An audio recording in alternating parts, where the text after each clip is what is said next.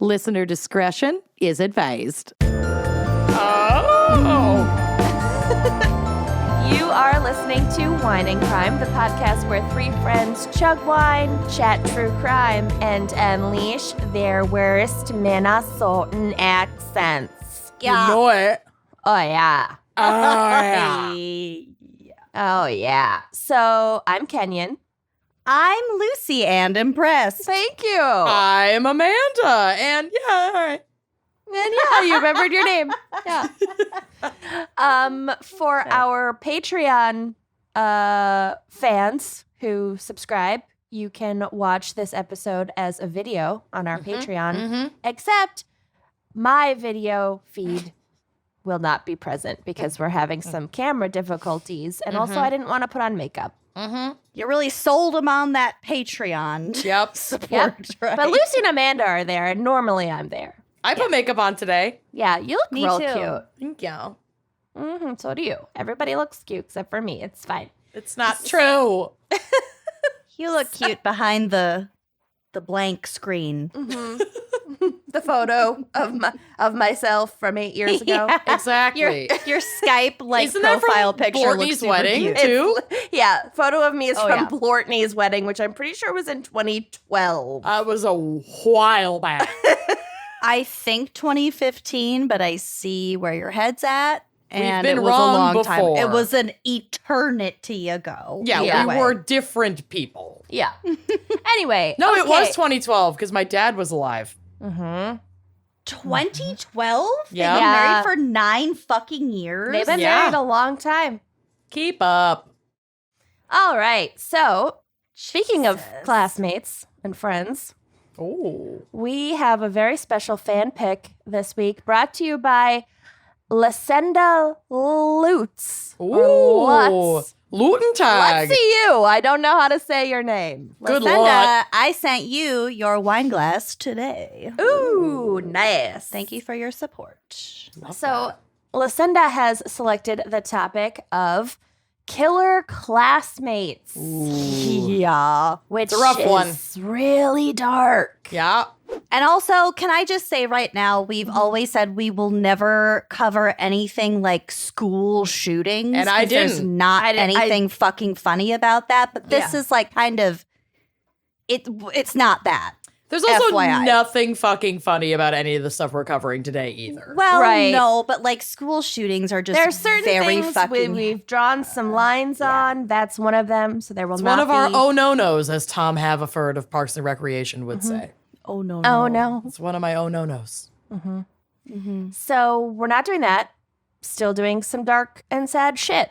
So get ready. I had to have Prosecco because I needed to cheer myself up after writing my case. But Yep. Amanda, what is our wine crime pairing for killer classmates? Yes.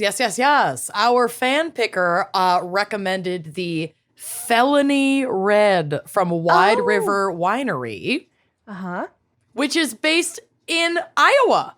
Oh my Yeah. This is an Iowa winery. Oh, So okay. Lucy went to school. And lives currently. I was relating it to classes. Oh, okay. Sure. Okay. Yeah. Following Wide River. the line of logic in your head. Sometimes I'm really good at it. Today, I'm clearly behind. Keep up. I got an F on that assignment. Oh. Ow. Oh, it's quite far from me. It's closer to the Quad Cities, if anyone's Sure. wondering. Clinton, Iowa, right on the Illinois border. Yeah. Well, you'll have to go get some. I was not able to find it in Minnesota, but I still wanted to pair this wine and honor the fan picker's recommendation. So I looked into it. It looks amazing. And the next time I head down to Iowa, I'm totally going to stop and get some. This is a Cabernet Sauvignon. It's fruit forward with a nice dry finish, which is like classic Cab. That's my favorite thing. It is medium to full bodied. So it's not like a huge, chewy, robust red, but it can stand up to a steak, a burger. You know, it's a little more flexible. Some of the feedback I saw from folks who enjoyed this wine recommended letting it breathe, which is very common in cabs, especially to expose it to oxygen and let those fruit notes like really pop, and it kind of evens out some of the acidity, and it'll still finish nice and dry without like assaulting your palate quite as much if you let big, robust reds like cabs just breathe for a minute before you drink them. This is also a very well-rated wine, especially for a wine out of the Midwest. It's actually in the top 36% in the country. We do not make great wine in the Midwest. Let me just... I was No, going we just don't. I'm pretty don't. surprised. We don't have the terroir. We don't. We do not. But Cabernet Cab Sauv grapes are pretty robust, pretty strong. They can grow in a lot of climates. So it doesn't surprise me that if we're going to have a pretty highly rated wine out of the Midwest, it's going to be a Cabernet. That just makes sense to me. So top 36% in the country and top 6% in Iowa, according to one of my favorite sites, Vivino, which is like a godsend of a wine Well, there you website. go. Would that make it magna cum laude or I think it's cum laude. Let's say it's cum laude. I'd call it Cum loudly. Mega cool, loud. Mega cum loudly. That's what Amanda graduated as. Yeah, they didn't want to honor that for some reason. I didn't get a sash. Mega come loudly. Had to make my own sash. I bet you did. It was a whole thing. I bet it had rhinestones. You are a bit of a rope bunny. I am. And a crafter. I'm vanilla. Yeah. And a voyeur. Our kink quiz scores were vastly different. Yeah, everyone take the kink quiz online. One of our listeners sent us a BDSM kink quiz after that episode, and we all took it, and we all shared our results. And they were real We are not the disparate. same people in bed as we are out in the world. Thank God. Anyway, the Felony Red is also a cracker, so no tools required to get that one open. And I'm just going to open a different red that I had so that I can crack and enjoy. Nice. Ready up? Yeah. Ooh, she Nice. mega came loudly. Mega come crack. I think we need to get you a sash that says Mega come loudly. You know I'll wear it. With like all the patches Yeah. that like the valedictorian has. Tassels. nipple tassels. Done. Very collegiate nipple tassels. There's got to be a market for that. If there is, or isn't, I'll fill it. I'll fill that I'm void. gonna Google graduation nipple tassels. Okay. Okay. Thank While you she for does taking that on for cheers. me. A chaw. And Lucy. So, well, there are a You got couple 'em? options for you. You All right, got we'll him? deal with this after the episode. Lucy, I gotta put this away. They're so good. what is our okay. background and maybe psych for But link killer me that website real classmates? quick. Just link me that website real quick. That's real I quick. was just looking at the top results. It's mostly just nipple tassels, but it brings Nothing me came joy. up for collegiate nipple tassels. I did I'm appalled. graduation nipple tassels. Okay. Okay, I did search mega cum loudly, and I got, it looks like there aren't many great matches for your search. So You don't say. That's well, discrimination against Oh. us loud comers. oh God. Okay. all right. All right. I gotta move on. I can't help who I am. You are authentically you. I am what I am, and it's all 100% that of I the am. time. I'm what I'm. Okay. A classmate is a fellow member of Okay. at school or college, a student who is in the same class at school, a person outside the personal bonds of family with whom one shares a mutual affection. A classmate can also be called a peer, pal, cohort, roommate, sidekick, schoolchild, compatriot, confidant, bosom buddy, ally, familiar, batchmate, contemporary, fellow pupil, bruv. Bruv. Bruv. Okay. Bosom buddy. So We should have been like, we're three bosom buddies. Can you who like to imagine if chat. that was our catchphrase? chat true crime. What are we? The what's our podcast tagline? where three bosom buddies chug wine, chart true crime. and look at our old yearbooks. And go through our old yearbooks. Because That always happens fun, actually. also. It is oh my really God. fun. That's my I love favorite it. thing. Looking through old yearbooks and laughing at like who's signed whose and like who had a crush on whom, because that's Yeah. always hilarious. That is and always also looking hilarious. through our cat encyclopedia when we're really stoned at my parents' house. Yes. Also a treat. Yes. Okay. So I know how much we love this. Here is a recent example from the web of the word classmate, which is kind of a roller coaster. So buckle up. Okay. This is from the LA Times. Quote, waiting for him was a high school classmate named Christina, his only prison pen pal. That is a roller coaster example sentence. They could have done anything So else. many other things. I want to end every sentence with his only prison pen pal. There could always be more than one. This was his only one, Christina. Well, Amazing. There you go. So there's also a social networking service called classmates.com. This is from Wikipedia. It was founded on November 17th, 1995, which Wow. was kind of shocking to me for a social Very media website, social networking service. I wonder if it started as like a message board and chat room. Let me That just was- tell you Ooh, how okay. it started. So it started in 95 by Randy Conrads as Classmates Online Incorporated.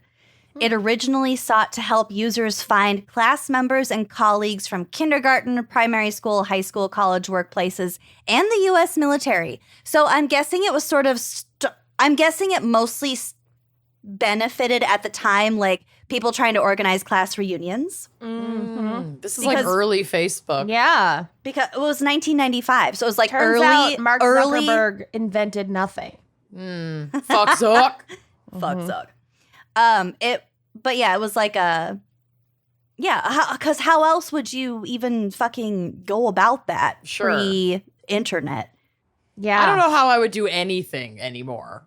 I know, right? I have no tangible skills from the before time. Absolutely I think not. people used to like actually like write Write. into their schools and be Yeah. like, "Hi, I got married. I changed my name. This Oh, is my like for the updated newsletter. phone number." Mhm, Yeah. mhm. Hate There that must have journey. been so many newsletters, I hate that journey for anyone. so who much went on it. paper, Yeah. so much work. That's too much. Anyway, in 2010, CEO Mark Goldston described the transition of the website, quote, to increasingly focus on nostalgic content, such as high school yearbooks, movie trailers, music tracks, and photographic images. So basically, what the fuck we do when we get back together. Like, I mean, I It's just would fun. sign on to a social networking site that was limited to just our classmates and people we grew up with, only talking about nostalgic shit Uh-huh. and none of their Herbalife or No. QAnon fucking Like- bullshit. remember Sum 41? Yeah. That'd be a trip. That'd be fun. That'd be fun. I would do that. To this end, and to appeal to more older users, the website name was changed to Memory Lane, which included a website redesign. This change was short-lived, however. Classmates dropped the Memory Lane brand in 2011, and apparently there were a number of controversies and subsequent settlements plaguing the company, including membership auto renewals, fraudulent emails, credit card transactions, and hidden fees. So Not essentially, their biggest problem was that if you wanted to stop paying for your subscription, You can't. It's You a Planet fucking Fitness. can't. You have to Yeah. go to the college in person and tell them why you don't want to pay for it anymore. kind of, yeah. So Oh, they got kind of in trouble for that, which they should have. So, okay, moving on from classmates.com, because that was kind of a far reach. I think I mentioned the dark triad in the last Yeah. episode that we recorded, or maybe one of the last episodes we recorded. And now I have another, albeit problematic, triad for you, which I'm confident that we've mentioned before regarding children, like maybe in the Killer Kids episode. this obviously presumably refers to students and classmates, so I'm just going to say it works because I didn't have a whole lot to go on in terms of this topic. So I'm going to tell you today about the McDonald Triad. The McTriad? Yeah, the McTriad, exactly. Yeah, what? It's a 3-piece McTriad. Now on the dollar menu at McDonald's. Yep. Just a 3-piece, not a 6-piece? Very Well, strange. it's a triad. There's only 3 pieces. Keep up. It's less than $1. It comes with a small fry. Oh, my And a word. toy. And a toy. So the McTriad refers to the idea that there are 3 signs that can indicate whether someone will grow up to be a serial killer or other kind of violent criminal. So Right. We have talked about this. We've definitely talked about this. But I'm going to go a little bit more in depth. Okay. So those 3 things are being cruel or abusive to animals, especially pets, setting fire to objects or otherwise committing minor acts of arson, and regularly wetting the bed, which is known as enuresis, and this is beyond the age of 5. And we'll kind of get into like what regular mean. We'll get into the enuresis a little bit more. Further studies have suggested that these behaviors are actually more linked to childhood experiences of parental neglect, brutality, or abuse. See, I was just going to say that the bedwetting is, to me, feels more like a sign of trauma, or like the kid is like anxious and going through something. Totally. Right. So I'm going the other 2, which feel more proactive. Exactly. The other 2 are behavioral rather than like something psychological. And I will get into this because I know we've touched on it, but there is a reason it's problematic when it comes to like modern psychology and like criminal profiling. So that's kind of what we're going to talk about today. So some argue that this in turn results in homicidal proneness, and the triad concept as a particular combination of behaviors linked to violence may not have any particular validity. So like I said, take this with a very large dose of skepticism. We will get to it. According to a 2004 report, arson or fire setting is theorized to be a less severe or first shot at releasing aggression. Extensive periods of humiliation have been found to be present in the childhoods of several adult serial killers. And also, we talk a lot about serial killers in this. Yes, it's important to consider serial killers, but it's also it's essentially referring to just future violent behaviors. Right. So don't take serial killers as a term too seriously Not just either. serial killers, but just other, Right. These repetitive episodes of humiliation can lead to feelings of frustration and anger, which need to somehow be released in order to return to a normal state of self-worth. However, the triad combination has been questioned in this regard also, and a review has suggested that this behavior is just one that can occur in the context of childhood antisocial behavior and isn't necessarily predictive of later violence. I feel like I couch this whole concept like a lot in these notes. Right. So just little brief reminders. Just couch it. It's all couch. I'm couching it. I'm a couch potato. Yeah. I'm a Couching it, Davenport. folks. It is a Davenport. Oh my God. Davenport is close to where that winery is that we paired this episode with. Okay. Just saying. FBI Special Agent Alan Brantley believed that some offenders kill animals as a rehearsal for killing human victims. Cruelty to animals is mainly used to vent frustration and anger the same way that fire setting is. Extensive amounts of humiliation were also found in the childhoods of children who engaged in acts of cruelty to animals. During childhood, serial killers could not retaliate to those who caused them humiliation, so they chose animals because they were viewed as weak and vulnerable. And like I said, specifically pets.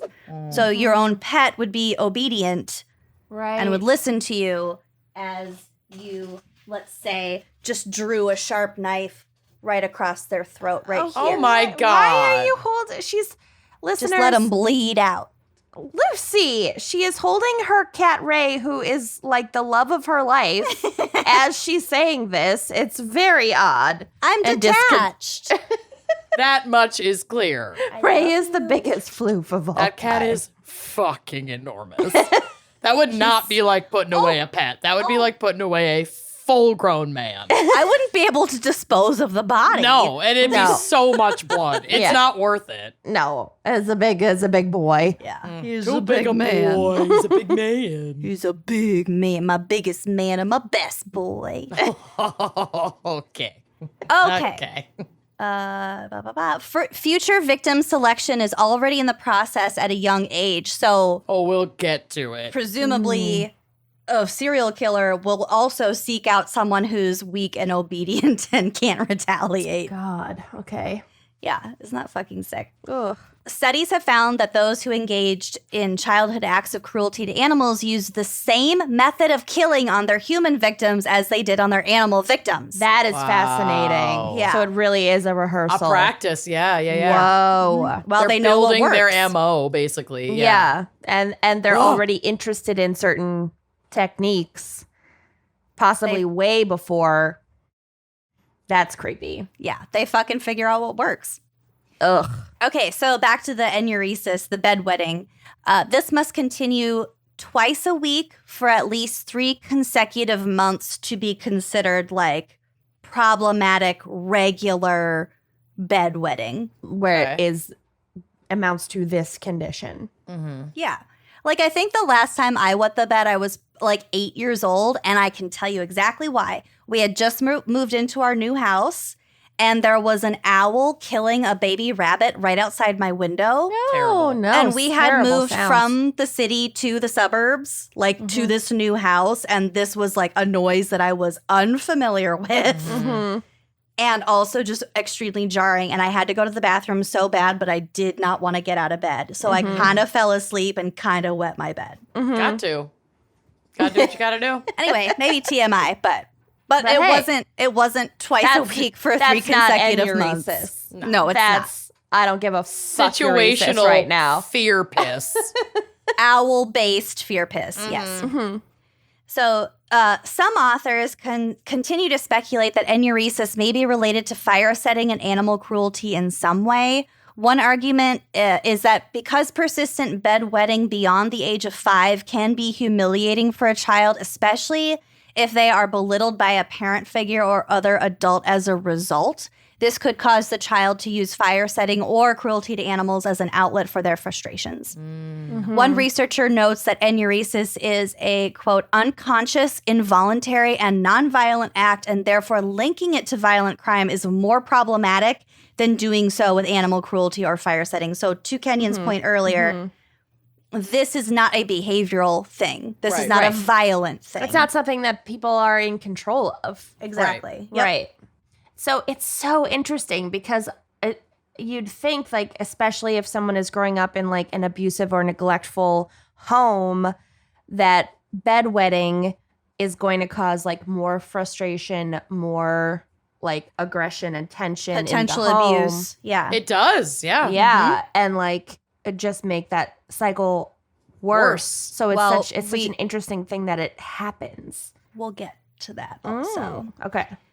In 1963, so this is where the Triad comes from.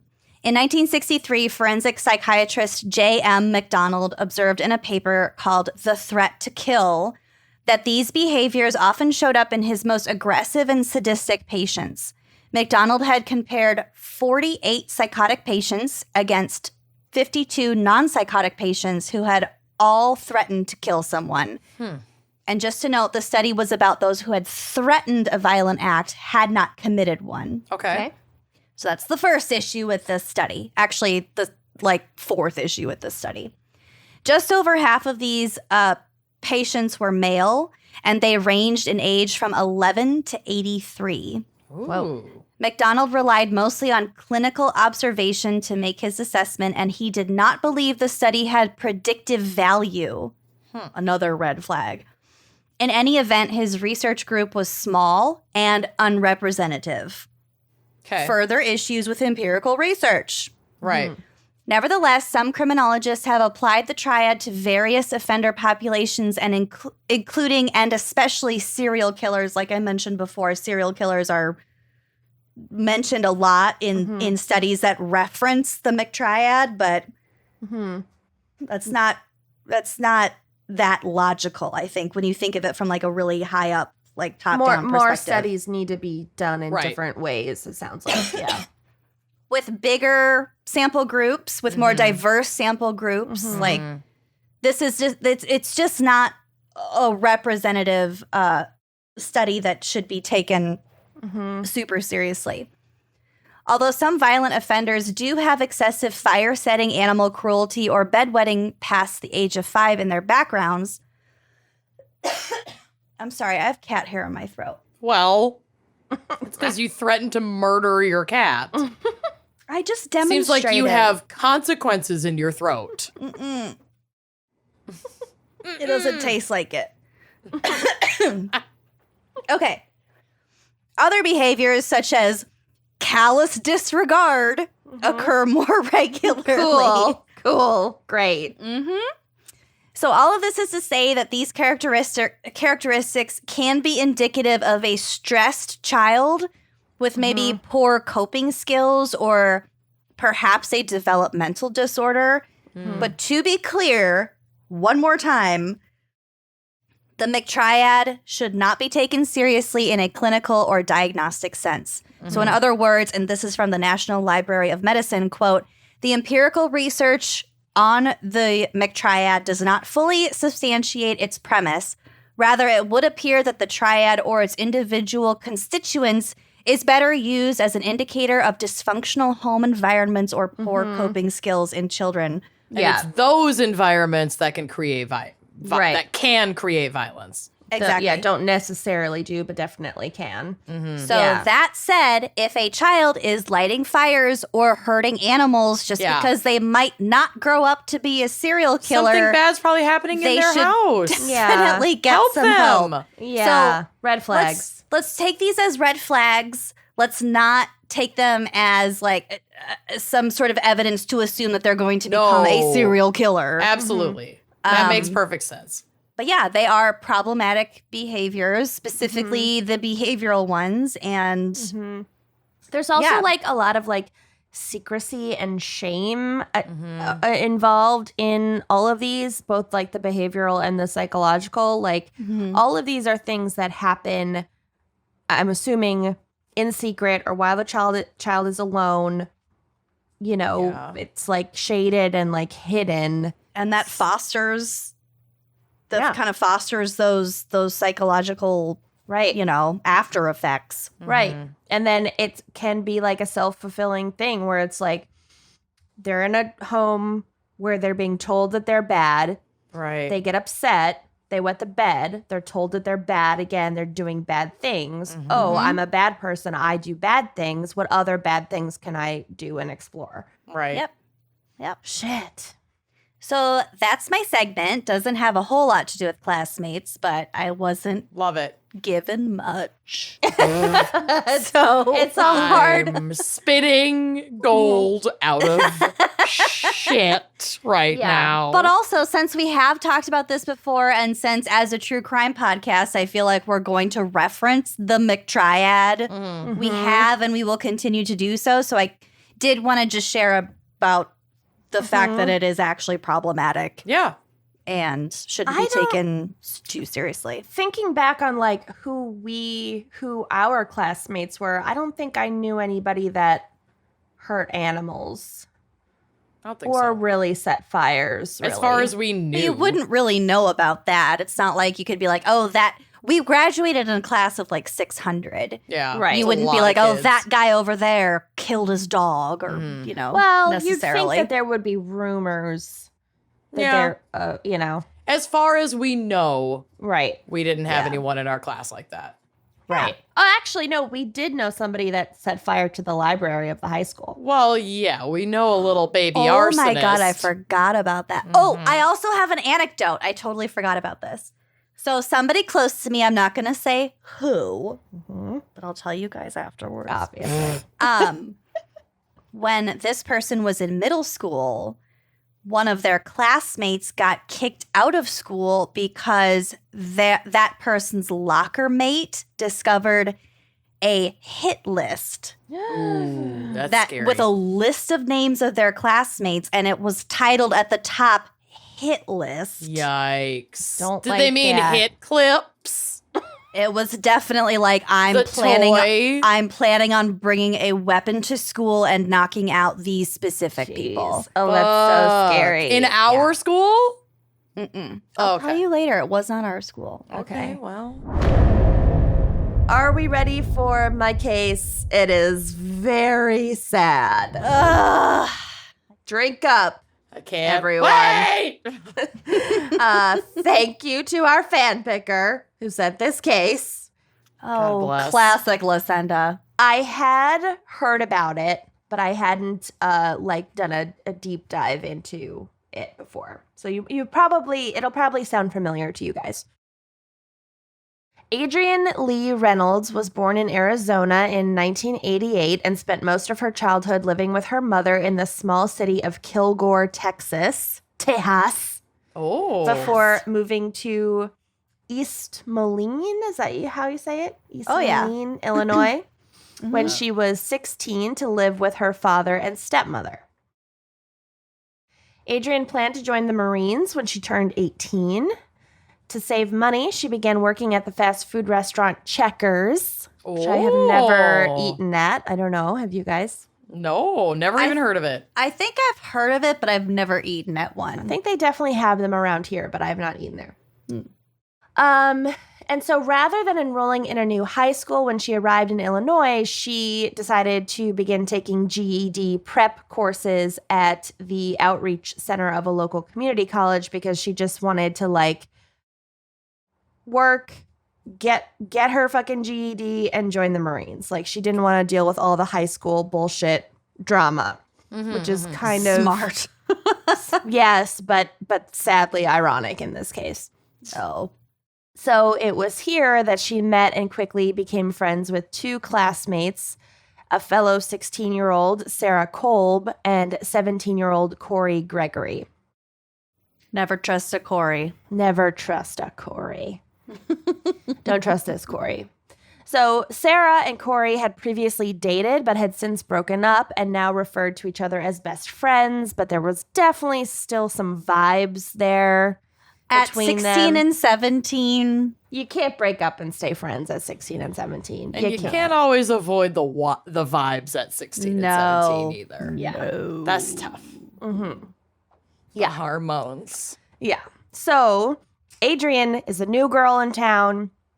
She's in this GED prep class with these two other kids her age. They're all kind of gothy. Sure. There's a lot made of how they were juggalos. I don't know if just Sarah and Corey were, and then Adrienne kind of joined in or whatever. A lot was made of that, but that's all. So I'm they gonna drank say a about lot of, what is it? Faygo. Fanta? Faygo. Mm-hmm. it. Oh, sure. Juggalos have a whole thing. I think There's there's a a culture. I think there's a documentary on Hulu about juggalos, and it's Probably. fucking fascinating. I always forget what they are, and you've told me on this podcast 16 times. It's and I fans barely of remember. Insane Clown Posse Mm-hmm. at the surface, but they have their own fucking thing. So I don't know how deep into the juggalo culture they all were, but a lot of fuss was made in the headlines about that fact after this case came to light. And I feel like it doesn't really factor in, but it was kind of seized on by the media. Okay. So Sarah and Corey have wives. Adrienne comes in. She's a new girl in town. That is going to be an interesting dynamic. Mm-hmm. On January 21st, 2005, just a couple months after Adrienne had moved to town, Sarah invited her, along with Corey and a third friend named Sean McKittrick, to have lunch at Taco Bell. This sounds yum. so 2005. We've done all Fucking- this. yeah. This is a day in our life. Yeah. Uh-huh. I gotta say, Taco Bell is my main fast food vice. Absolutely had it the other day. It's so fucking good. We had it on the way to Zach's sister's wedding when we were driving and Yep. stopped and I got 2 chicken chalupa supremes. Always. And for the next 3 hours of this road trip, I swear to God, we almost got divorced. Zach would not shut the fuck up about how it was like $9.05 for Get over it. It's high quality fast food. Thank you. Worth it. I would pay 10 times that amount. Absolutely. Zach.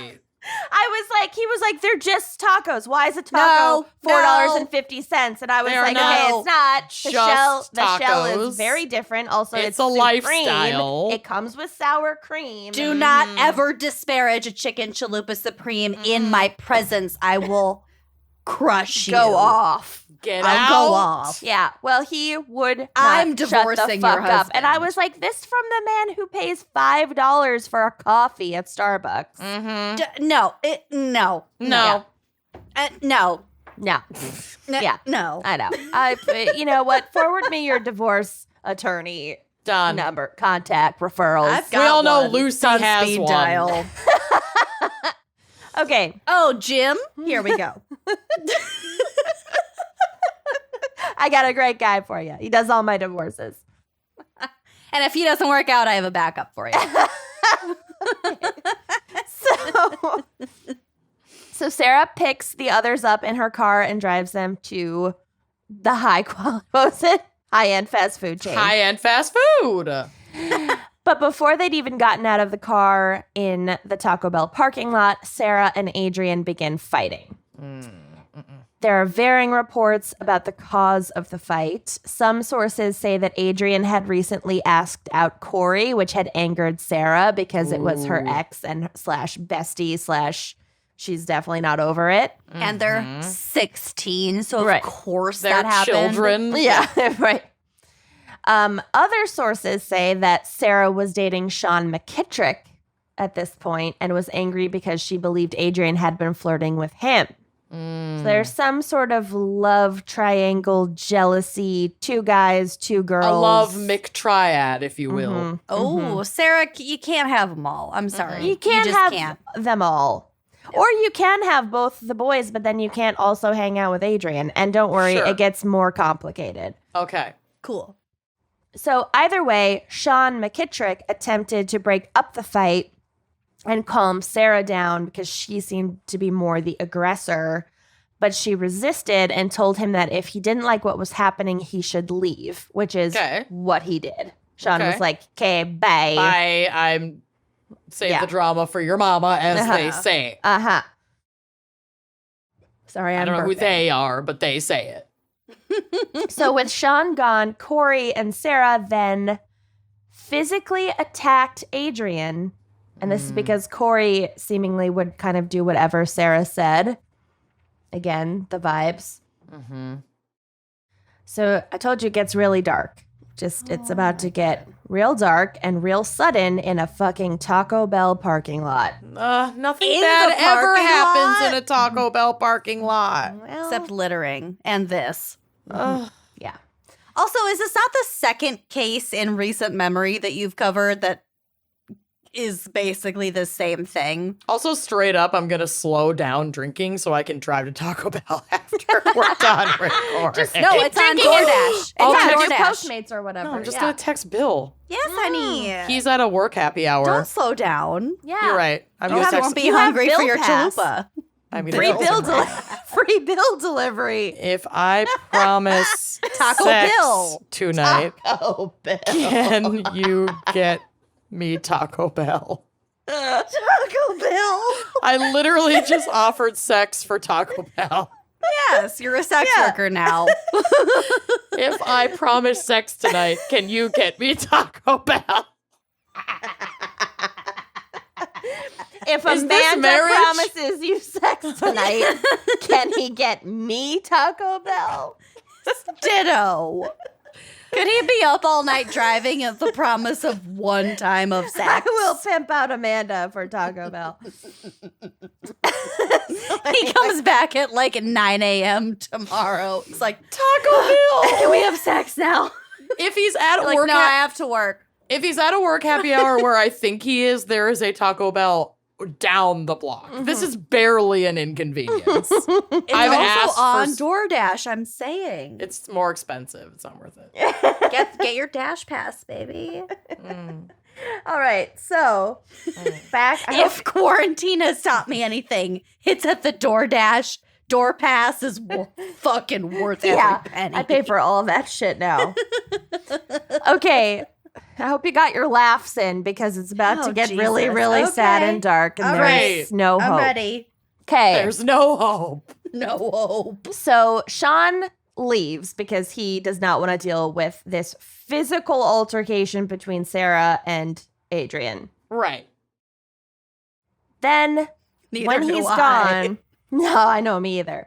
Corey and Sarah physically attack Adrian, forcing her from the front seat of the car where she'd been sitting, I think sitting shotgun, to the back seat where they held her down and strangled her with a belt. Oh, God. A seat belt or a belt? As I think a seat belt. Ugh. Yeah. 16 years old. Jesus Christ. That's not what seatbelts are for. To death? Yes. Ugh. They then drove the body to Sarah's grandparents' farm in Aledo, Illinois, and attempted to burn it. So Never they're gonna work. never Nope. gonna work. Never gonna work. Nope. And it Stupid didn't. Kids, You're right. Your So despite- frontal lobes. Mm-hmm. Despite using gasoline as an accelerant, their attempts failed. After several hours of trying to burn the remains, the BFFs decided that they needed a different plan. I'm assuming the grandparents weren't home or We're like, oh, they're having a bonfire. yeah, we're like completely unaware because it was a big enough property that they could just go off and do their own thing. Mm-hmm. So then they called another classmate, 16-year-old Nathan. I don't know if it's Gaudet or Gaudet. It's and gaudy. Gaudy, Nathan. And they asked him for help dismembering Adrian's body. They just said what they needed the help with. So, well, okay. Well, I'm Amanda sorry, I recovers. shouldn't be laughing, but Yeah, but they're so awful and dumb. that's not what I'm laughing at. Oh. Bill just got my text message, and I didn't realize that he's home, and he's out in the yard, and I have like a one of those basement like dugout windows, and he just started walking toward the window and just like looked at me and shook his head. No, he's not down. It's Dash not worth pass, it. baby. Dash pass. Not worth it. You tried to sell yourself for Taco Bell. I'm texting, and so there is were that no a no buyers. on the Taco Bell? It Question didn't even mark? work. You selling yourself for Taco Bell didn't even work. Oh no. I don't know yet. I don't know if it didn't work. Yeah, it could be bravado. It didn't work. He might be making a special trip. I mean, his love language is gifts, so It is, probably and- is gonna work, but at what cost? My to love your language ego? is gifts. Gifts. gifts.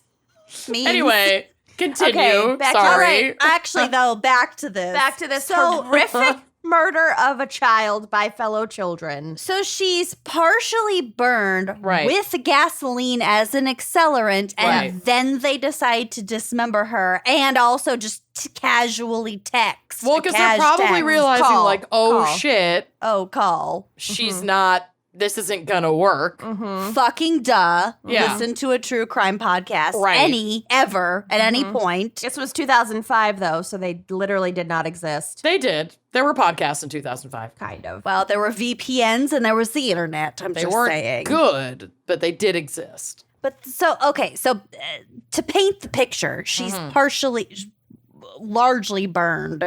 Yes. And now they're going to cut her up. Yeah, and they're Ugh. gonna just incidentally bring in another witness, 16-year-old. another accomplice. Yeah. Cool. And Nathan was down, so he went to the grandparents' They farm, promised him Taco Bell. probably in Aledo, and he brought along his grandfather's hacksaw. Oh my God. And Oh, then God. Nathan, Teenagers are so fucking stupid. yeah, and then Nathan. It sounds like Nathan did the bulk of the actual work of dismembering Adrian's body. Oh, it's so Nathan. sad. I can't handle it. Oh, Jesus. So the 3 teenagers then placed Adrian's remains in garbage bags, after which they took a break to eat at another fast food chain, McDonald's. Eat vegetables. Yeah, maybe you wouldn't be so aggressive if you ate some vegetables. What? They ate Taco Bell and McDonald's in the same day? I don't know if they ever ate Taco Bell. They went to Taco Bell, but I don't know if the altercation broke out before they had a chance to enjoy their chalupas. Right. I will say, though, if I had in my mind I was going to have Taco Bell and I didn't have Taco Bell, I'm fucking going back to Taco Bell. I'm not going back to McDonald's. She's a loaded gun. Well, they're in a different area now. There might not be a Taco Bell near the grandparents' farm / secondary scene of the crime. You know what? You're right. You're right. So finally then, after their fucking food break, they drove the remains to a state park called Black Hawk State Historic Site and disposed of the bags of remains down an open manhole, which is also very stupid. Yeah. State. Yeah. So Adrian's parents reported their child missing after they received a phone call from Checkers asking why she hadn't shown up for her shift, which was unlike her. And so she's missing. A few days go by. And then they drove her a long way. A really long way. Like 3 hours. Yeah. That's Jesus. Yeah.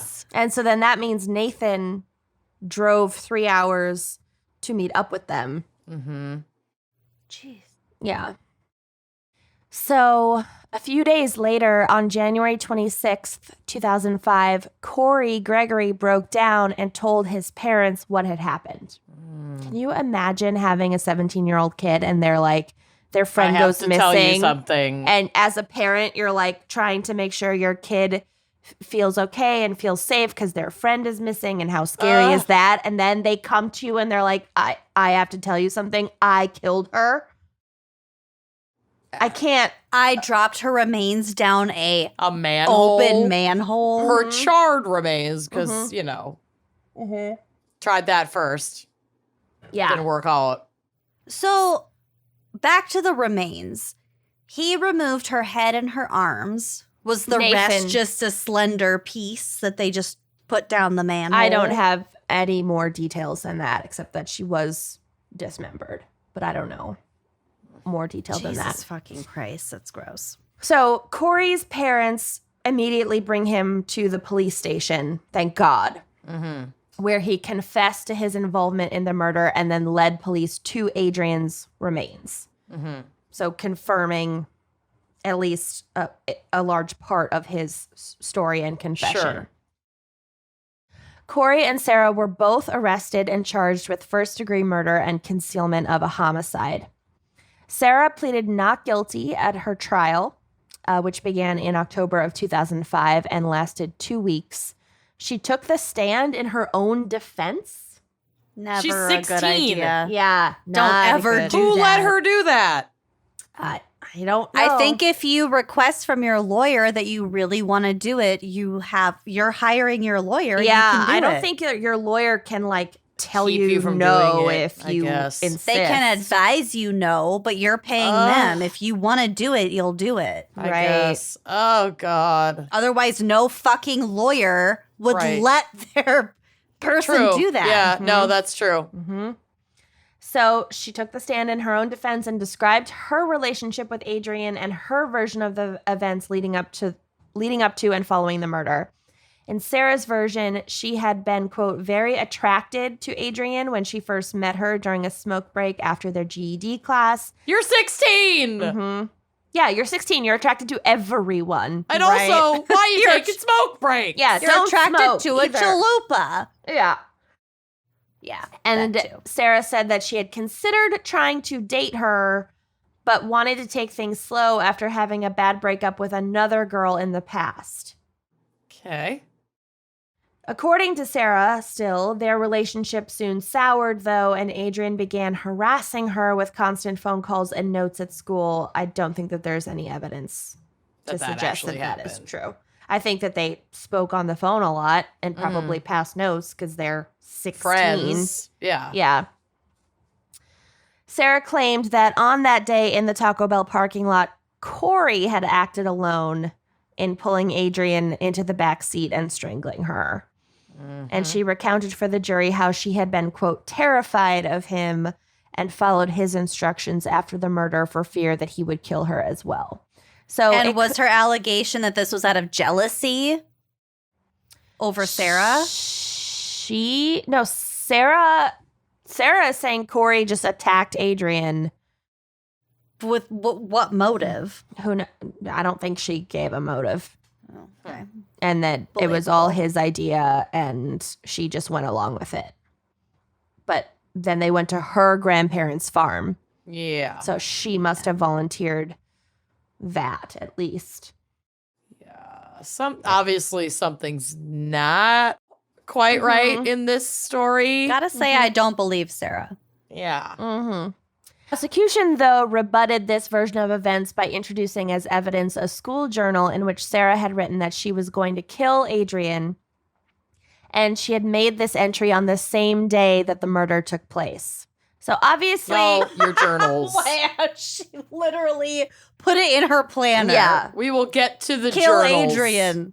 I mean, obviously, the amount of times that I wrote that I was going to kill a friend of mine in a journal or a diary at this age, could not even be, the limit does not exist. Right. But Well, that's weird, too. I don't think it's I don't that think weird. I've ever written you've that. never written, I want to kill blah, blah, blah, like they're so annoying, blah. I didn't write kill Kenyon in my planner for a specific date. That's not what this girl At least I did don't- either. We don't know. Well, it kind of sounds It's a like vague- She it. just made a journal entry and dated it at the top. Yeah, it's a And vague it enough happened to be sentence. the same day. The prosecution is going to say she wrote that she was planning to kill Adrian, and it could be. And the defense is like, she's 16. She's venting in her Right. diary. I guess I personally conflate journaling with my planner because Yeah. it's my only form of journaling / alibis. Right. Okay. So, several of Sarah's acquaintances also testified that she had been making verbal threats to kill Adrian in the weeks leading up to the murder. So, there was definitely beef and issues, and she had aggression and intent to harm Adrian. Mm-hmm. The jury, however, was unable to agree on a verdict after 15 hours of deliberation, resulting in a mistrial. Wow. The hung jury wasn't a close vote. Only one juror had voted to acquit, while the other 11 had voted to convict. So it was very, very close, but still a mistrial. So Sarah was retried in February of 2006, and this time she was found guilty on all counts.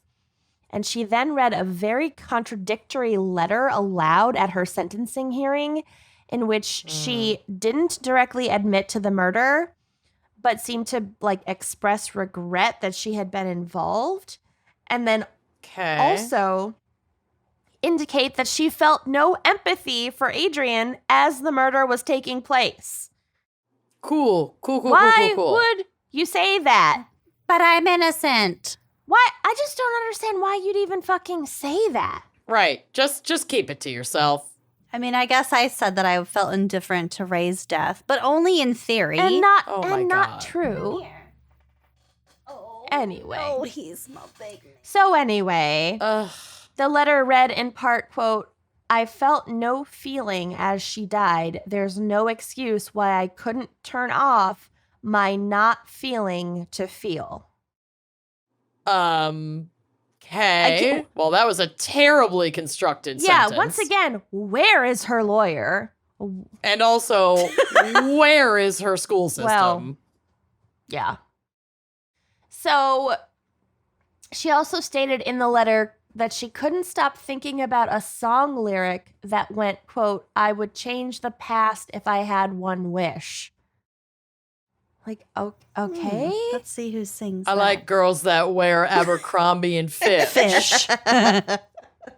I would change the I past take it if I had one wish. wish. That girls stop by for the summer. The summer. Oh my God. That song is by Ray J. I don't know what that means. The okay. song with that lyric is by Ray J. That's what she quoted.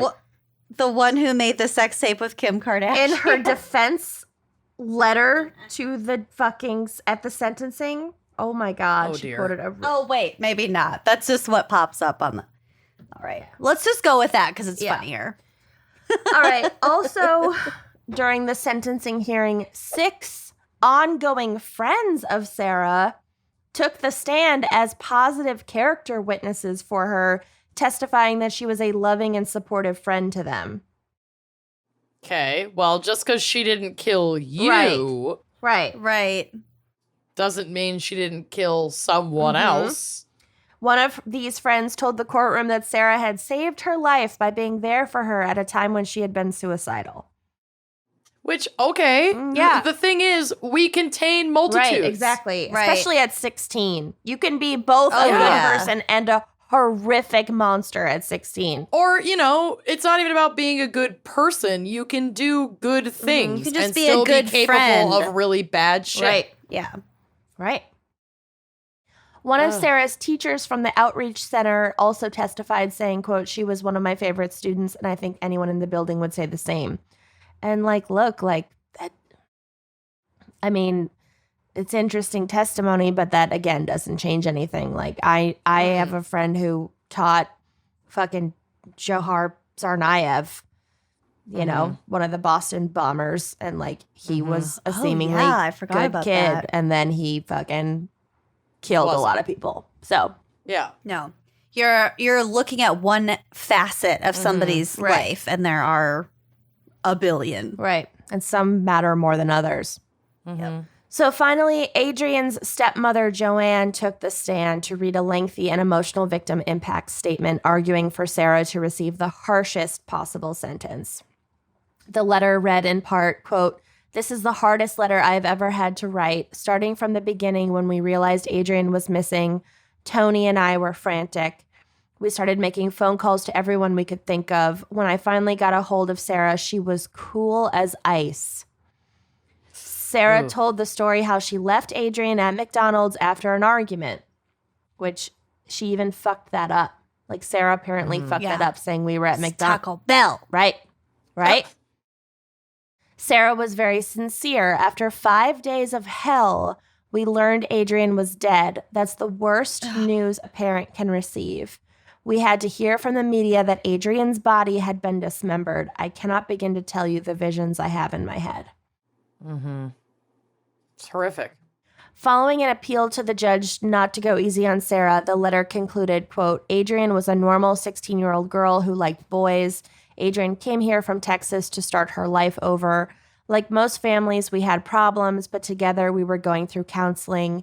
Adrian got through to my heart, and I never got the chance to tell her I loved her." Because she came and lived with her dad and stepmom just a few months prior, and it was kind of a hectic time for the family, and she's 16, and I think she had some troubles at school in Texas, and yeah.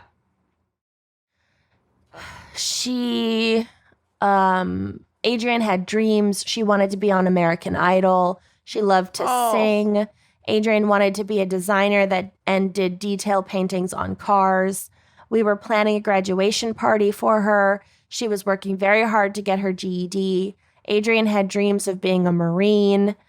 Adrian wasn't just anybody. She was Adrian Lee Reynolds, and I want her to come home. Oh my God, that's fucking I heartbreaking. know. God. I know. She had a lot of facets. She did. Yeah, she was a 16-year-old kid. The whole fucking world is your oyster. So, in the end, Sarah Kolb was sentenced to 48 years in prison for murder and 5 for concealment of a homicide, which were ordered to be served consecutively. So she got a very lengthy punishment. She is Right. currently serving this sentence at the Logan Correctional Center in Illinois. Corey Gregory, meanwhile, pleaded guilty to all charges against him, and he was sentenced to 40 years for murder and 5 for concealment, and is currently incarcerated at a maximum security prison near Chicago. So because he Wow. pled and came to the police before they pinned it on him, he got Sure. He got a reduced. he got a slightly a lesser slightly sentence. reduced sentence, 8 years less than Sarah. But I mean, I think they just had so much evidence against both of them that they didn't really Yeah. need, he didn't get a sweeter deal. confession. Yeah. Right. Nathan, this fucking third Yahoo who got Yeah. Who helped himself them involved, dismember. Yeah. was also charged with concealment of a homicide for his role in dismembering the body. He was charged as a minor and served about 4 years in a juvenile detention center before he was released. But he was the Wow. same age as Sarah. Yeah. They were both So 16. he wasn't involved in the murder. So he didn't have to go to jail, like prison. Yeah. Okay. So instead of, because she got 5 years for concealment, Corey got 5 years for concealment, and Nathan got 4 years for concealment. There's something that doesn't sit well with me that you can saw off Right. a person's head and arms Yeah. Yes. and get that much of a lesser sentence. For sure. And Like, I also get it, wonder but it's if, just gross. if he also offered information that translated into a lesser sentence as well. Yeah, I don't maybe, know. Yeah. I didn't read anything about that, but yeah. So interestingly, he served 4 years, and I think that was starting in like 2005, late 2005 or 2006. And then he got out, and then in 2012 he was killed in a car crash. Oh, wow. Whoa. So he also died very young. It's wild. Just a couple months ago, Corey Gregory, who is now 33, because like they're basically our age, like he's exactly Yeah. our age, was back in court Wolf. for a hearing about possible resentencing because the Illinois Supreme Court recently ruled that a 40-year sentence for a juvenile is essentially a de facto life sentence and thus Oh, we'll unconstitutional. get to that in my case, too. Mm. So Corey petitioned for a new sentencing hearing based on this ruling and was successful. And the hearing was sparsely attended, but Adrian's stepmother, Joanne, was there and spoke to the press, stating, quote, "How does he have the nerve to ask for a resentence hearing when he prosecuted her and carried out her death penalty? It doesn't seem fair at all. Adrian doesn't get to come home. I feel like he can walk out of prison the day Adrian gets to come home. That's when he can get out." That, she is allowed to feel that way. Yeah, That's absolutely. very valid. Yeah. Right. And like he was 17, and we do have to draw a line somewhere, but I think Absolutely. like there is a difference between 17 and 15. And you know what I mean? Like 35. right, exactly. Mhm. Like Yeah. yeah, I don't know, man. What they It's did was fucking really tough. horrible and dark. Yeah. Yeah. So she also explained, so the stepmother explained that she would continue to attend any court dates related to the case to show the judge that, quote, Adrian is loved and still has family who cares.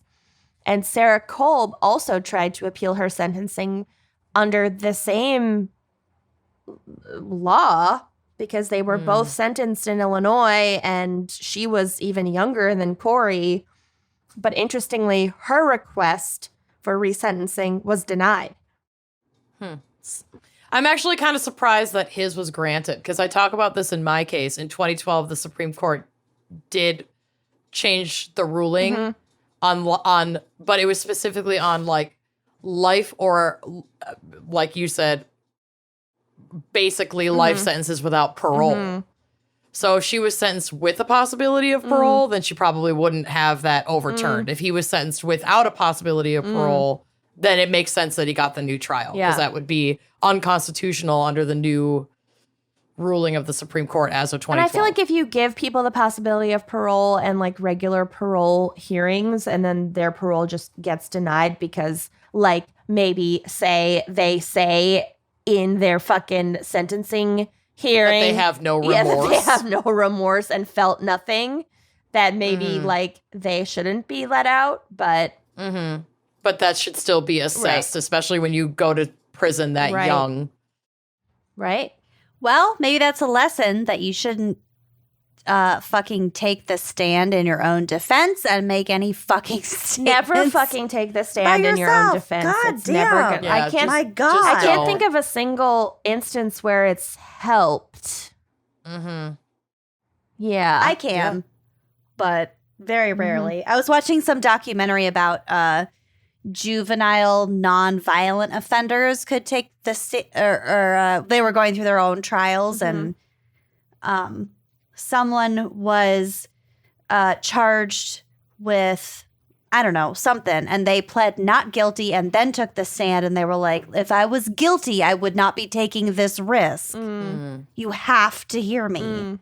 So I guess in some cases, in some circumstances, if you do it really fucking well, or if you're actually And, like, innocent. Innocent, yeah. and if you're actually innocent, it can make a difference. But clearly, in this case, it did the opposite. So Yeah. So anyway, that is my very, very sad case. And once again, I would like to blame and thank the fan picker. Lasanda. Yeah, exactly. And Adrian, it's just so tragic and so fucking senseless. Adrian. Just like Yeah. everything else at 16, it is tragic and senseless. and Yes, temporary. Being 16 is Yes. tragic and senseless and Yeah, temporary. exactly. It's like they just all of these lives were fucking ruined by these idiots' fucking choices. Not Yep. Adrian, but Sarah and Corey and Nathan. The only one who got out of this okay was Sean, who was just like, I'm fucking out of here. Yeah. Who was just like, sure, I'll cut up a charred body. No, Sean. No, That was Nathan. Sean Oh, was the Nathan, one at Taco okay. Bell who was like, "Can you guys like, fucking bye. stop fighting? Because this sucks."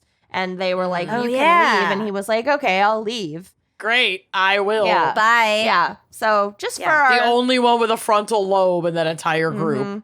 Basically, lesson learned, take your chalupa and go. yeah, if something is a bummer and people are fighting and it's a bummer, just leave. Yeah. Anyway, so that is my case. Are we ready for my case? Now, yes. No, you're not. It's horrible. Begrudgingly, yes. No. I got Like my both fix. of you, not going to cover a school shooting. No. And this is like, I was talking to Bill yesterday when I was working on my case. He's like, what's the Taco topic? Bill. Taco Bill. He's like, what's the topic for today or tomorrow, whatever? And I'm like, oh, it's killer kids. And he gives me a look, or killer classmates. And he gives me a look like, oh God. And I was like, well, we're not going to cover school shootings or anything because like that would fuck with our mental health. But I found this other maybe worse thing. Yeah. So here we go. It's a real bummer, and sometimes our fan pickers are way darker Y'all are than we dark. are. Yeah. Yeah. You all need to talk space. It's also possible that you have seen this in the news recently for reasons we'll get to. So, like, just don't say anything. Pretend you don't know. And I don't usually do this, but this is really, really bad. So just blanket trigger warning. This was like hard to write about. Like hard violence. Yes. Like bad. Yes. Great. Okay. Jamie Goff was about as perfect a kiddo and student that you could possibly dream of. The 14-year-old no. 8th grader got straight A's, loved to play the violin, had lots of friends, and was all around adored by family, friends, and teachers at Southwood Middle School in Palmetto Bay, Florida. His talent for violin is what drew him to the school, which is an alternative learning environment with a focus on the arts and has done award-winning work in both visual and performing arts.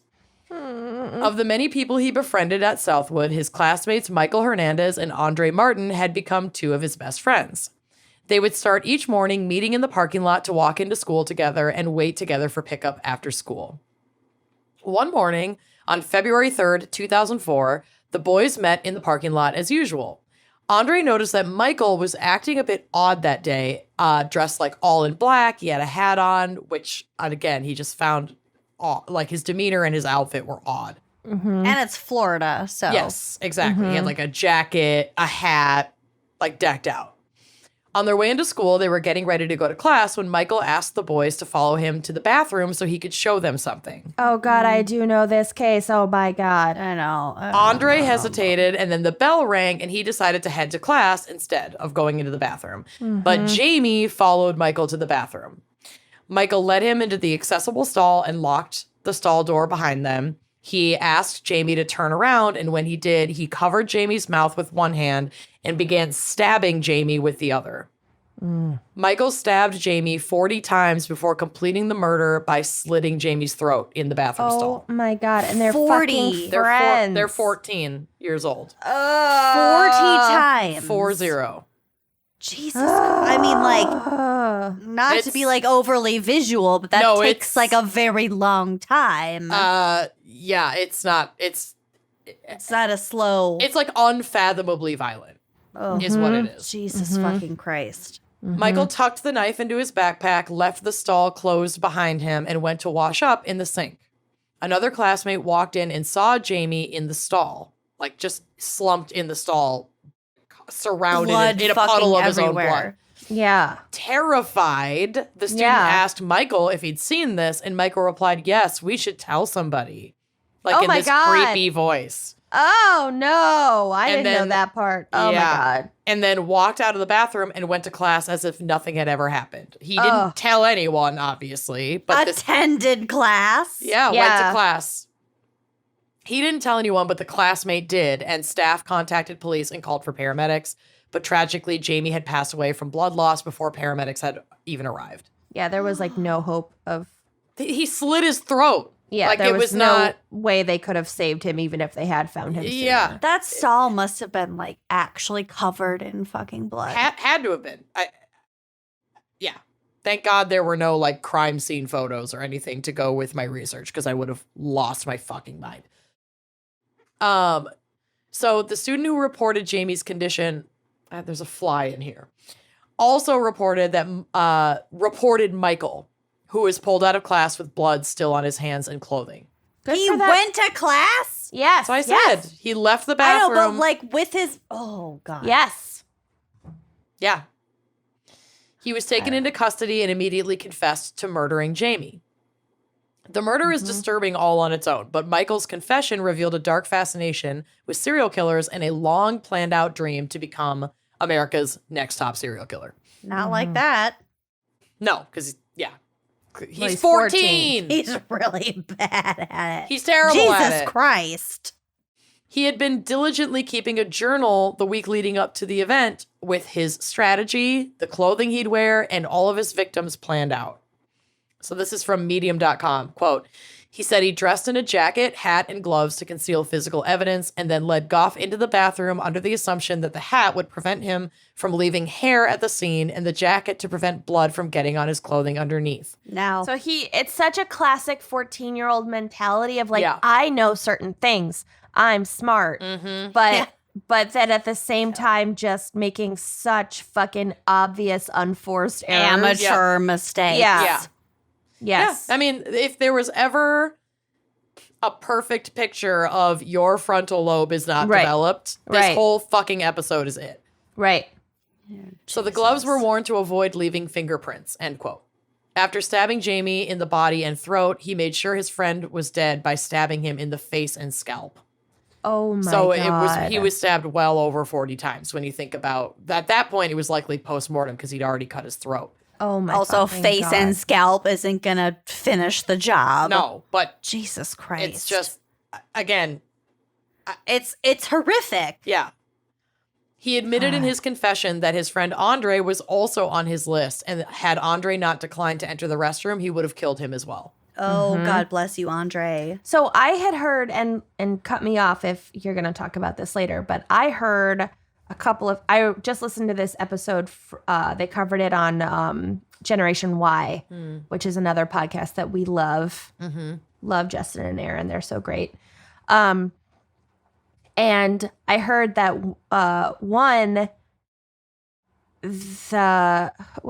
is Michael the one who committed the crime? Yes.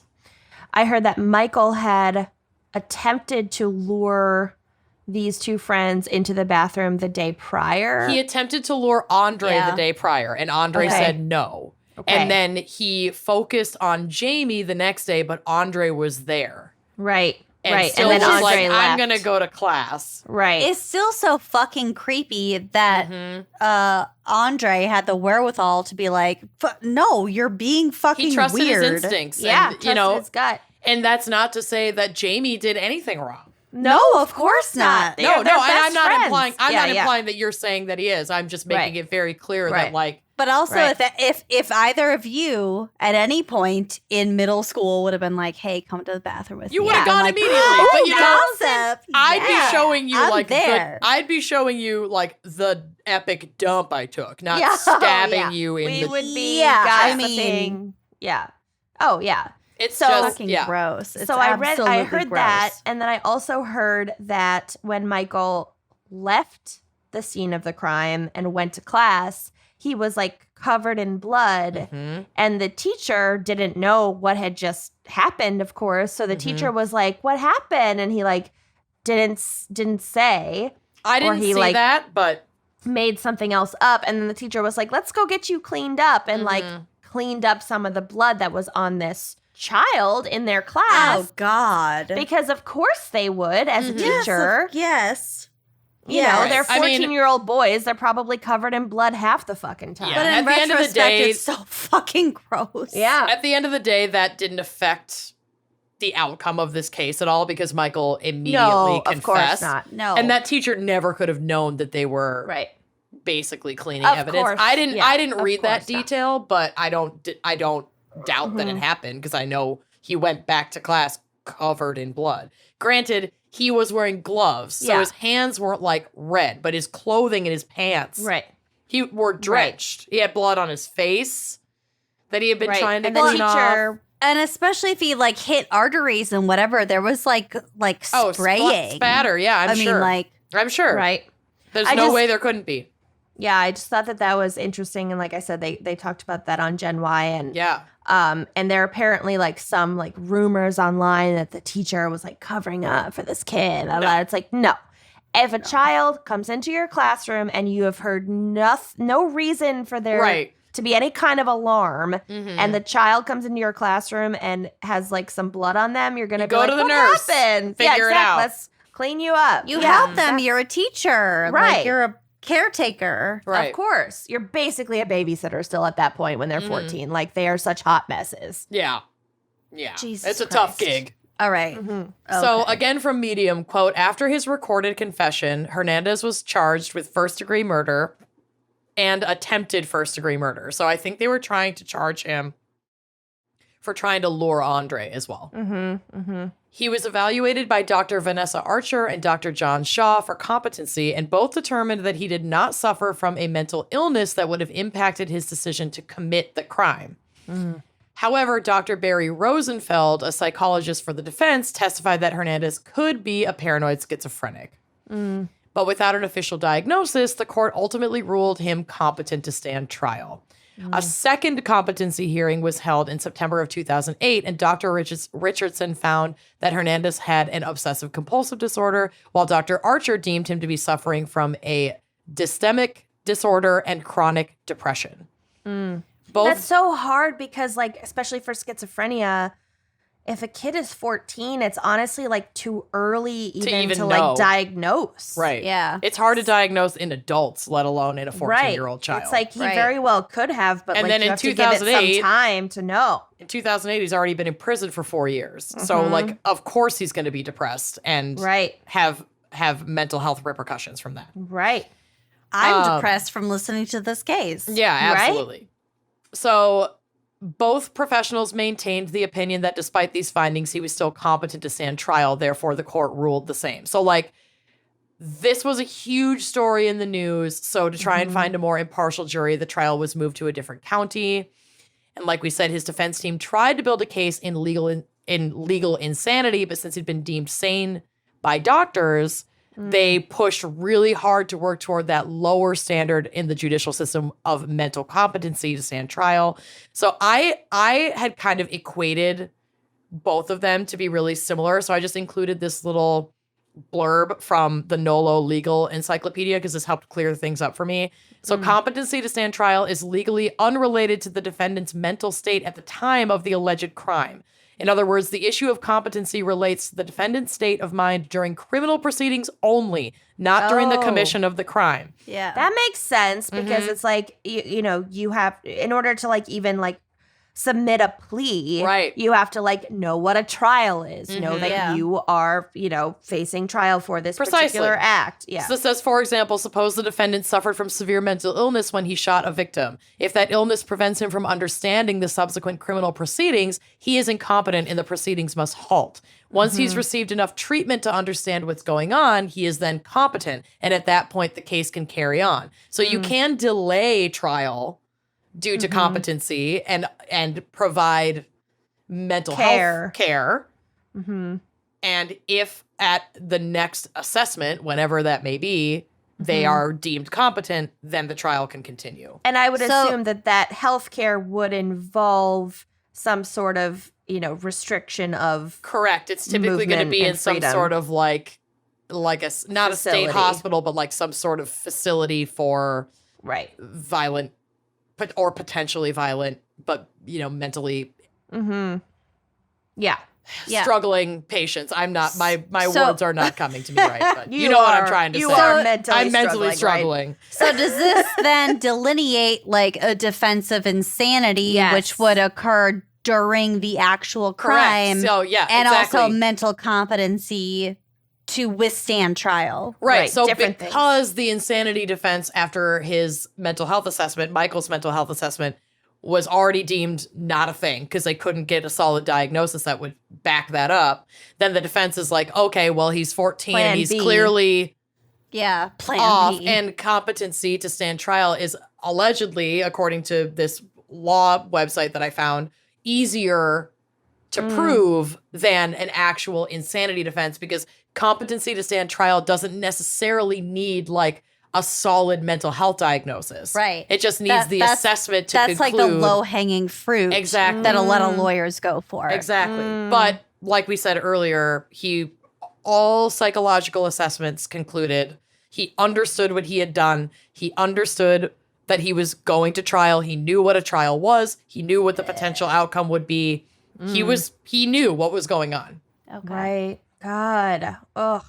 So the judge ruled he was competent to stand trial, and given the evidence of premeditation as well as the heinous nature of the crime, and all of this is legitimate and also compounded by racism in the judicial system. Michael Hernandez is not white.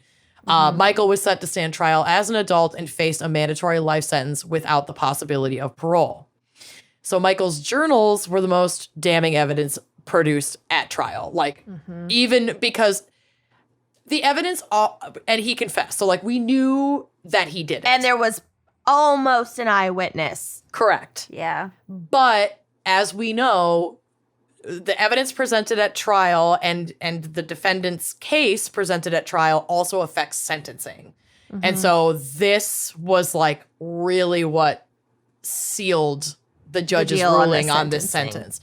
So the journals revealed a dark fascination with serial killers and his aspirations to become one someday. He had kept a list of people he wanted to kill, made up of friends and family, including his own sister. Yeah. He detailed how he would kill his victims and then leave their bodies propped up and displayed on toilets. So, like, he was building an MO where he would lure his victims around bathrooms. into the bathroom, interesting. kill them, I didn't and know then that. put them on the toilet to be found by whoever comes in there. No. Which is just another.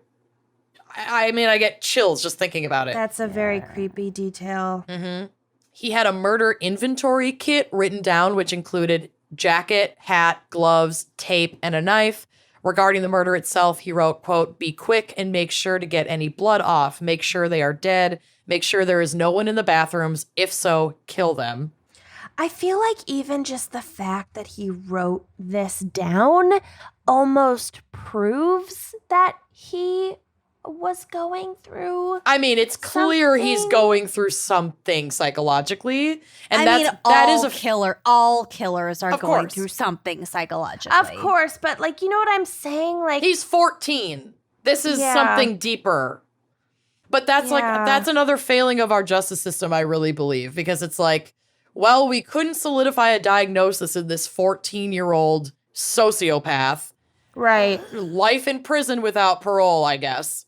Like, I'm not saying that he should be free because Right. he shouldn't. Sounds like this was completely premeditated and a horrific, brutal murder. Absolutely. And he was like fantasizing about it. So obviously he needs No. a lot Yes. of fucking treatment. But and I am care. saying, and have said this ad nauseum a million times before, the American justice system is built to punish, not to reform or have any kind of restorative justice. Yeah, And right. restorative justice can only come when we are actually treating the root cause of the issues that are allowing shit like this to happen. Mm-hmm. And that's obviously not what is on the table here for Michael. And so it doesn't do Michael any kind of service to just lock him away and never deal with it.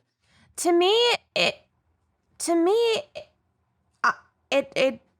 I just don't see what the problem would be to put someone in a like restrictive mental Health facility. I don't know either. Except that it's more expensive, I guess, and not Well, fucking especially not for at the age profit. of fucking 14. Well, right, Like, yeah. I mean, the prison system is basically like legalized for-profit slavery. So you Right. probably don't get the same kind of cheap manufacturing at a It's state a lot mental more health facility. expensive.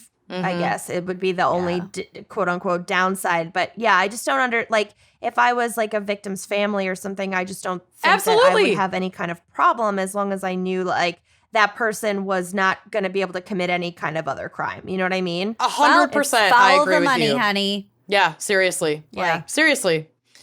So, in the journal, he also reminded himself to quote, "Thank God for success first." Oh. Very creepy. No. Michael That's was found like some, guilty.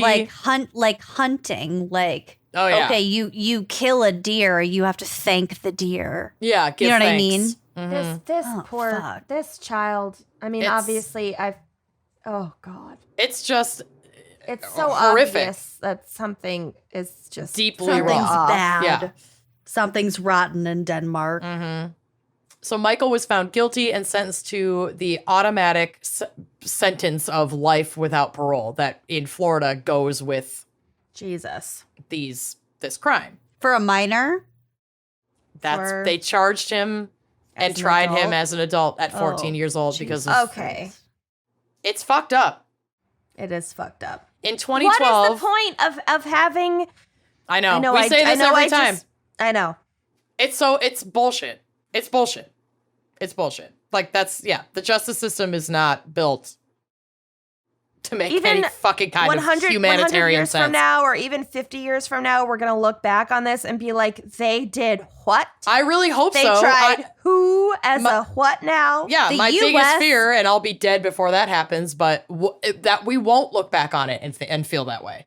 The U.S. treats this shit so much differently than a lot of other countries Like around the world. any other because country. I was watching a documentary called Shiny Flakes on Hulu or maybe Netflix. I don't Was fucking it know. about fish food? No, it was about this kid who was selling drugs on like the Silk Road black market situation thing. I don't even know how that works. I watched the whole documentary. I still don't know how it works.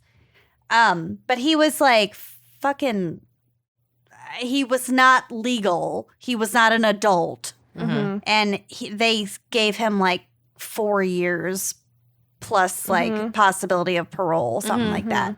And he conned people out of like $700 million. And yes, it was financial and like nobody that they could identify died from it. But I'm sure people did die from it because you're selling drugs on the black market. Right. But like in the US, that would be like a fucking throw away the keys. Well, we have one of the highest incarceration rates per capita of any country in the entire world. And that is very specific by design. Yeah. It's really fucking gross. So In 2012, like we talked about, the parole was put back on the table for him because the Supreme Court ruled that very year that juveniles could not automatically be sentenced to life without the possibility of parole, that it was unconstitutional. Mm-hmm. Michael, however, would never see the parole board because just this year in April, Michael was found dead in his cell from what was at first believed to be a drug overdose at the age of 31. Whoa. So that's why this has kind of popped back up in the news. So this is from the Miami Herald, quote, according to the report released by the medical examiner's office in Columbia County, Hernandez died of cardiac dysrhythmia made worse by morbid obesity. The manner of death is natural causes. The autopsy report answers the mystery about what killed Hernandez, who was only 31 when he suddenly collapsed inside the Columbia Correctional Institute in Lake City in April. The autopsy did not find any evidence of external trauma and did not find he had any illegal drugs in his system, which had been a source of speculation about his death. Okay, so not the drugs, and it sounds like He had a heart also attack. not COVID. Yeah. Yep. Okay. Yep. So Whoa. Andre, the one who trusted his gut Survived. and survived, he was driven by his childhood experience and pursued a career in law enforcement, which normally I would begrudge, but this is not a like white man, so I'm just gonna let him do his thing and not comment on it, even though I just commented on it. Look, I think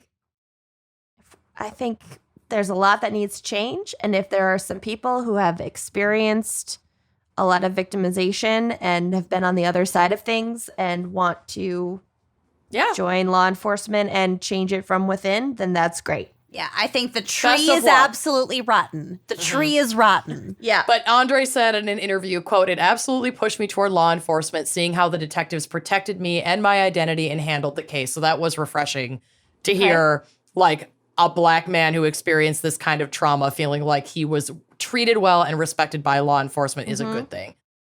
Jamie's father, Jorge, upon hearing of Michael's death, handled it with an incredible grace that I cannot imagine even being capable of having. Like, I'm not a mom, but my God, I don't know how I could just like have empathy and forgiveness. Even as a deeply empathetic person, I think that would be very hard for me, given the gruesome nature of how my child was taken away. Oh, yeah. If the shoe was on the other foot, I would be the first one called, like, baying for blood. And that is why I think that it shouldn't be an option on the table. Exactly. Because the people that are most impacted by a violent crime are gonna want vengeance. Yeah, and of course. as a society, we need to temper that. But anyway. But Jorge is like unbelievable. So he said about when he heard about Michael dying, he said, we were not expecting that at all. We've been hurt. We don't want to see anyone die or hurt like that. Even though we went through what we went through, we are not happy to hear that Michael Hernandez was dead in jail, which I just thought was like, very noble. yeah, to even be able to give that soundbite in an interview. I just give this family so much credit. Also, like, the fact that these boys were friends and that they were at, like, a sweet little nerd school. I know. You just like the parents likely had a relationship with Michael in some way. Well, also the fact, like, maybe the reason why they weren't happy to hear that he was just dead of a heart attack in jail is because now their only source of accountability is gone. Sure. Yeah, I suppose it's probably a deeply complicated Right. Oh, yeah. set Reaction. of feelings. We're speculating at their emotions here, Always. but Our favorite thing. I don't think that it's just a case of like that they had empathy or sympathy for this guy. I think it was just like, oh, well, he's not suffering anymore. What the fuck are we supposed to do now? You know? I don't get that vibe from this I don't quote know. at all. It could be. I mean, I don't know. It sure, could like be. you said, we're speculating about his emotional state, but I don't get that vibe at all from this statement that he made. And also, they don't need to be mutually exclusive. No, not at all. Right. I can't imagine. And in a tribute to their son, a street was dedicated in honor of Jamie in 2018. His parents and former classmate officer Andre Martin were in attendance at the ceremony, in which a section of Southwest 164th Street in Palmetto Bay was renamed Jamie Goff Way. Officer Andre Martin. I know. There's makes pictures me feel of good, actually. Yeah. It's really- There's a picture of Jamie on the drive, of Jamie Goff Way on the drive. Oh, Jamie. Yeah. Just like a sweet little angel. He's really sweet. Mm-hmm. Such a sweetie pie. I just know. go back to thinking, like, as a parent, you just think that, it's a regular fucking day at school. I know. I And mean, it's Who's not gonna like lure it's- my child into the bathroom and stab them to death? Right. 40 how fucking could you times. ever possibly think that, like, and it's not like your kid is being bullied. they were There's friends. There was just no warning. No. I mean, at all. I feel like if there were warning signs, and there were, because Andre even picked up on it, right? So that's where the it's day like, before. yes, which is fair. But like, and again, I am not putting And also, any we don't know for responsibility. a fact why Andre left the bathroom. Like, it could have been like the bell rang and he was like, I mean, I gotta get to class. He said he felt uncomfortable and didn't want to go in. He specifically said that himself in okay. future in interviews. Okay. So we do know that. But if all I'm saying is if there were any warning signs at all, the only people who maybe could have really picked up on them might have been Michael's parents. And we don't know. I have no idea what was going on in that household. I don't know the relationship like where that was at between them and their son. And if, if this really did just kind of unfold over the course of a week, he's 14, he's going through kind of a goth phase, he's writing in his journal, like, yeah, you don't want to be that narc parent that reads the journal. I can't say that there were not moments in my teen years where I was going through shit and like, oh yeah, expressed myself in unconventional ways. And, granted, I didn't kill anybody, but, just to say we can't put any kind of like onus or blame on anybody for not catching any of this stuff. Cause it's like teenagers are fucking weird. Yeah. You just never know. Yeah. You just never know. But like that, all that to say, You we're just not don't parents. We don't know. And I hope that your relationships with your future whatever children. warning signs there were pretty subtle. Exactly. So like anybody could be a murderer. Long story short. Oh, great. Cool. Trust no one. Even us. Even us. Yep. Anyway. Yeah, well. Thanks for this Life is long. episode. Thank you. Thanks, We're Lucinda. fine. Thanks. Jesus. It's really dark and sad, and I need to go eat dinner now. There's We a all reason need we to don't go. cover school shooting adjacent. Yeah. Anytime children are murdering other children, it's kind of a bummer. Mm-hmm. Well, Well, actually, our Killer Kids episode was sort of entertaining, I'm going to say. But let's just leave it at that. Anyway, thanks for listening. We'll see you next week. Yep.